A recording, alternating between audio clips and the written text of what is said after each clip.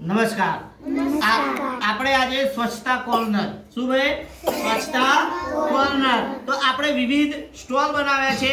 એક પહેલો સ્ટોલ છે દાંતની સફાઈ. તો દાંતની સફાઈ માટે શું જોઈએ ભાઈ? પહેલું તો બ્રશ જોઈએ, પછી આ બ્રશ જોઈએ. ના હોય બ્રશ તો આપણે દાંતણથી પણ દાંતની સફાઈ કરી શકીએ છીએ. જો બ્રશ હોય તો બ્રશની સાથે આપણે શું જોઈએ? કોલગેટ જોઈએ. શું જોઈએ?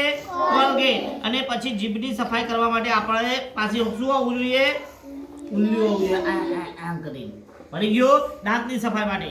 પછી તમારે હાથ પગ અને મોંની સફાઈ કરવી હોય તો આપણી પાસે શું હોવું જોઈએ? સૌપ્રથમ સાબુ હોવો જોઈએ.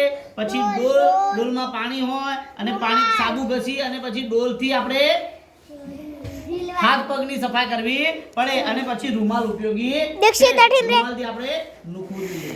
પછી છે આપણા વાળની સફાઈ. વાળ પણ ખોડું થાય ને ભાઈ, અંદર ફોતરી થઈ જાય એવું થાય તો શેમ્પૂથી આપણે વાળની સફાઈ કરી શકીએ છીએ.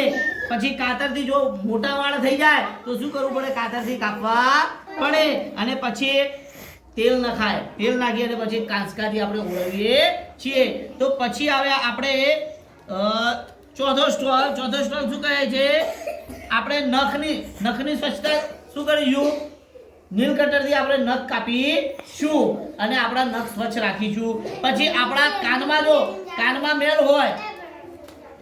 મેલ હોય તો આયરે ઇયરબડ એનાથી આપણે કાન સાફ કરીશું.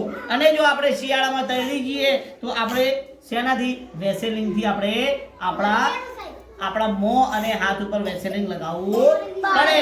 અને જો આપણા કપડાં ગંદા હોય તો કપડાની પણ સ્વચ્છતા રાખવી હોય તો આવો સાબુ હોય એ સાબુથી કપડાં ધોવા પડે. પછી જો કપડાં ફાટી ગયા હોય તો એનાથી આપણે સોય અને દોરાથી આપણે કપડાં સાધવા પડે. આ રીતના આપણે સ્વચ્છતા કોર્નરના મોડલ બનાવ્યા છે, નાના સ્ટોલ બનાવ્યા છે. કઈ વસ્તુ શામાં ઉપયોગી છે? ચલો આ વસ્તુ શામાં ઉપયોગી છે? શાની સફાઈ માટે? સારા. પછી આ સાબુ જીવા માટે, હાથ પગની સફાઈ માટે. કાતર ચલો આ નીલ કટર નખની સ્વચ્છતા માટે. સરસ. પછી આ રે